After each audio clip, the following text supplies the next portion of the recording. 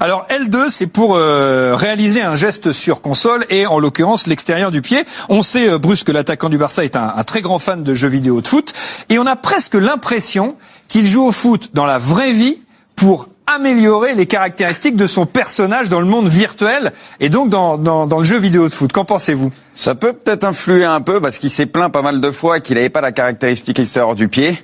Voilà, parce qu'on sait que c'est très important cette année sur le jeu en question. Tu peux marquer pas mal de buts aussi grâce au petit extérieur du pied et lui on le voit depuis le début de saison notamment. On sait qu'il a ça et il nous régale.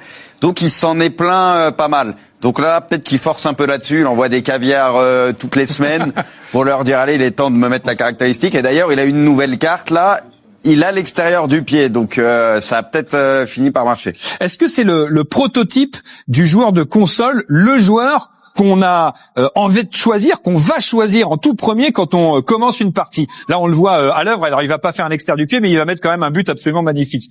Bah, c'est le genre de joueur frisson, hein. On aime ce genre de joueur dans la vraie vie et forcément sur console on veut des joueurs techniques, agiles, qui sont capables de faire 2-3 gestes et qui vont nous régaler. Donc c'est Yamal quoi, c'est le joueur frisson par excellence, que ce soit sur console ou dans la vraie vie. Donc s'il continue comme ça, il va tout débloquer hein, dans le jeu. Il aura bientôt toutes les caractéristiques. Alors en match, il tente souvent sa spéciale l'extérieur du pied, qu'il a d'ailleurs encore tenté, on va le voir ce week-end au Betis Séville. Qu'il la joue souvent cette technique et qu'il en abuse presque sur le terrain et dans les matchs et même quand ça compte et que c'est important. Benjamin. Qu'il continue d'en abuser. Ouais. Franchement, abuse. Non, franchement, c'est un geste technique exceptionnel.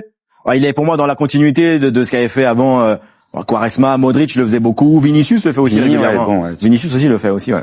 Alors on sait que cette saison c'est un geste qui est le plus efficace que les autres d'ailleurs sur le jeu et il a d'ailleurs posté une story sur Instagram, Lamine Yamal, où il interpelle directement l'éditeur de jeux vidéo pour que son avatar obtienne des extérieurs parfaits, donc en lui demandant de l'améliorer finalement son joueur. C'est ça, et comme je disais un peu plus tôt, il a été entendu parce que là il y a eu des nouvelles cartes qui sont sorties et il a ce fameux extérieur du pied, donc il est très heureux, il peut se faire plaisir avec sa propre carte maintenant. Et c'est mérité, hein, parce que lui, pour le coup, il maîtrise ça à la perfection. C'est génial quand même, il passe d'un monde à l'autre, de la vraie vie au monde virtuel et inversement. Oui, mais je pense que c'est magnifique le fait déjà d'avoir quelqu'un qui réalise, qui sert d'exemple pour les enfants et pour tous ceux qui jouent, d'avoir un joueur comme lui. Bon, Modric, il le faisait à une époque, mais lui, je trouve qu'il le donne dans une espèce de presque but. Il fait naître plein d'actions dangereuses. Et puis il faut se dire que c'est pas un geste dans la gestuelle, c'est pas évident, c'est un peu comme le coup naturel. Exactement. Ouais. C'est comme un peu le coup droit. Le coup droit, c'est beaucoup plus mécanique de le faire dans le tennis, alors que le revers c'est l'histoire c'est contrarié. Absolument, c'est contrarié. Et il y a des études qui disent que c'est même pas parce que lui, ce qu'il fait, c'est que des fois, il fait court, toi, il arrive à envoyer la balle à loin en faisant le geste. Alors que l'amplitude quand tu fais un plat du pied, elle est beaucoup plus facile. Tu l'as fait le plat du pied. Absolument. Alors, ce qui est intéressant, c'est qu'il tente pas seulement l'extérieur du pied quand le jeu le demande, mais on a l'impression qu'il le tente tout le temps. Regardez cette action. Alors, sur cette action précisément, il a 4 options. La première option, c'est la passe pour Koundé. Alors, c'est croix sur la manette. La deuxième option, c'est la frappe enroulée, c'est R1 plus rond. La troisième option, c'est le dribble, c'est R1. Et la quatrième option, c'est donc L2 plus rond. Quelle option va-t-il choisir, Bruce Granek? L2. Eh ben voilà, l'extérieur du pied. Là, il est influencé par le jeu. Ça, sur le jeu, ça rentre tout de suite. Là, ça rentre? Avec Yamal, il fait la même chose, c'est but, je pense. Mais vous pensez vraiment qu'à ce moment précis, il peut se dire, faut que je tente le coup parce qu'il pense à ce que ça va donner sur le jeu sur vidéo. Le coup, je pense que c'est de l'instinct. C'est un geste qu'il maîtrise à la perfection, donc il pense pas au jeu à ce moment-là. Mais en tout cas, il a ça dans sa tête. Ça, c'est sûr. Est-ce que cet extérieur du pied peut devenir un geste culte comme l'a été par le passé, par exemple la roulette de Zizou, la virgule de Ronny, le passement de jambe de R9, Benjamin? Tu veux dire quoi? On va dire un extérieur à la Yamal? Par exemple, une Yamal, on pourrait peut-être l'appeler comme ça. Je sais pas, il y a quoi? Il y a la Panenka, il y a la Madjer. Ouais. Je pense pas parce que il y en a d'autres qui l'ont fait avant lui. Après, lui, l'avantage, c'est il va nous le faire pendant 15 ans encore. C'est ça. Quand vous jouez, quand vous avez la manette en main, Bruce, est-ce que vous dites, tiens là, j'ai réussi à faire une Yamal? Ah bah c'est sûr que si tu fais un extérieur du pied, c'est ça spécial. Donc moi, je peux rejoindre là-dessus. Avec le temps qui lui reste, il est très jeune. S'il en fait quasi à chaque match, ça peut devenir un geste signature pour lui, ça sera peut-être la Yamal. Ouais, mais par contre, il joue beaucoup avec un autre joueur. Je crois ça. Ah oui. Lequel? Ah, Omar. Il joue beaucoup avec un autre quel joueur. joueur je peux jouer? Un joueur qui représente bien le football. Il est plus tout jeune, mais... Quand même, Omar, il y en a qu'un. Ah, il est du Petit- Omar. Un Argentin, Léo Messi, mais alors, mais qu'est-ce qui vous arrive? Messi, bien évidemment. Ah, tu joues, je crois que tu jouais avec lui. Ah, non, j'aimerais bien. Sur la console. Dans la Sur vraie console. vie, la vraie vie. Sinon, j'allais t'embrasser de partout tout de suite. J'ai eu la chance C'est de pour ça le que je voir au voulais Ballon d'Or, mais interpréter ça s'arrête là, je mais voulais c'est bien. interpréter bien la question parce que j'allais te si tu joues vraiment à côté de Messi, ça y est, je t'envahis.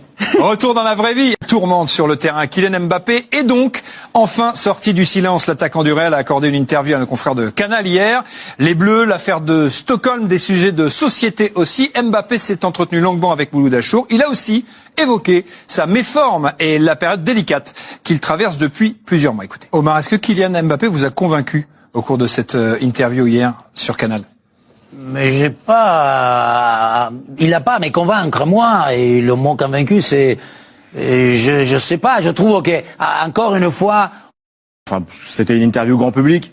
C'était une interview pour son image. C'est un exercice de communication bien orchestré pour le réhabiliter un petit peu. Il y a eu pas mal de choses, l'équipe de France, Stockholm, et voilà, il n'y a pas eu de mots sur le foot, quoi. On a très peu parlé, quasiment pas parlé de foot ou de terrain. Donc non, c'était pour son image à lui et pour qu'il en sorte, on va dire, bien auprès de la France de manière générale. Mais vous avez dit réhabiliter, pourquoi? Bah parce qu'on voit, il est vachement quand même critiqué ces dernières semaines. Puis il était dans le silence, quoi. Il s'était jamais exprimé sur aucun sujet. Même là, il est resté un petit peu en surface. Et je trouve qu'il avait besoin, voilà, de renvoyer quelque chose de plus positif de lui sur le terrain. Parce qu'il joue moins bien. Il joue moins bien, non? Ouais, bien sûr. On peut dire qu'il est en train de jouer moins bien de ce qu'il nous a toujours montré. Mais sauf que c'est pas abordé dans l'interview. Dans le mot performance, il est quand même moins bon, non? Évidemment. Ça date d'il y a un petit moment déjà. Ça fait 1 an et demi, 2 ans que moi, personnellement, dans le jeu, je trouve moins performant. Et moi, je suis assez d'accord avec Benjamin. J'ai pas trop apprécié. On a rien appris, on va dire. C'était beaucoup de la com. Et c'est vrai que c'était beaucoup moi je. Il parlait pas mal de lui à la troisième personne. C'était un peu dérangeant, je trouve. Et c'est vrai qu'il a tendance peut-être à se mettre quand même un peu trop en avant, je trouve. Voilà, c'est sa personnalité. En tout cas, en tant qu'amateur de foot, vous n'avez pas eu la réponse à vos interrogations. Oh, j'ai aucune réponse personnellement, mais on s'en doutait. Là, on s'en doutait. Kylian Mbappé vous a-t-il convaincu? C'est la question qu'on vous a posée sur les réseaux sociaux de beIN Sport. Voici le résultat. Bah c'est non. À 56%, a priori, les gens qui sont les followers de beIN sont des gens qui adorent le foot, qui aiment le foot, qui sont des passionnés de foot et qui n'ont pas eu les réponses aux questions qu'ils se posaient. Une interview qui marque en tout cas la fin d'une semaine encore très chaotique pour le Français. Mbappé aurait à l'épisode très difficile à Bilbao avec un penalty manqué, mais un but ce week-end. Quelle moyenne sur les 2 matchs lui avez-vous accordé, Omar? 5,5, parce qu'encore une fois, contre Bilbao, qui est quand même un adversaire d'un niveau plus important, n'a pas pu être l'élément déstabilisant qu'on continue à attendre, qu'on espère, qu'on désire et qu'on voudrait que ça se passe. Et hier, il a marqué le 3e but, mais et voilà, on attend toujours qu'il devienne ce que je pense qu'il est. On veut ce qu'on réclame au meilleur. 6 sur 10 pour Benjamin. Vous avez été plus généreux qu'Omar. C'est assez rare pour être souligné. Absolument. Parce que je veux parler un peu du positif. Bon, déjà. Il serait temps quand même. Bah ouais, non mais bon. Non mais je trouve que tu vois, bon, la fin d'année, putain, hier soir il se passe des trucs là, on va pas trop dire. Mais je trouve quand même, tu vois, il y a des matchs il est pas bon, il y a des matchs il est pas terrible. Et tu te dis, il va pas y arriver, il rate des pénaltys. Et je trouve quand même, à chaque match, il arrive encore à marquer. Maintenant, moi, je trouve que ce qui lui manque, voilà, là, il a marqué, il faut qu'il enchaîne. Il faut qu'il fasse des séries parce que je trouve que là, c'est son mental qui est un petit peu en jeu. Il a quand même marqué 11 buts, tu vois, c'est pas rien. Il est pas non plus en train de se planter complètement. Et je trouve qu'il doit enchaîner, qu'il doit faire des performances, qu'il doit faire des séries et doit marquer contre les grandes équipes. Moi, c'est ce que j'attends, c'est capitaliser maintenant de sa part, c'est qu'il enchaîne, et pas que ça soit un coup d'éclat une fois tous les 2-3 matchs contre des équipes moyennes. Il a profité de l'absence sur ce match de Vinicius et de Rodrigo. Il s'est peut-être retrouvé pour la première fois dans une position de vrai numéro 9 avec toute la largeur pour se déplacer. Oui, mais est-ce que cela, c'est bénéfique pour lui? J'y crois moins. Moi, je dis qu'il veut mieux qu'il puisse avoir toujours quelqu'un devant lui. Bon, moi, il avait à une époque, tout le temps, même à Paris, je crois que le fait de pouvoir trouver des diversions, etc., avec quelqu'un, ça peut les faciliter la tâche. Donc on verra quand tout le monde revient. Parce qu'évidemment qu'il lui manque à des joueurs qui lui fournissent, qui l'alimentent. Aujourd'hui, il manque le Kroos qu'on disait, et le Modric avec une jeunesse un petit peu plus fraîche.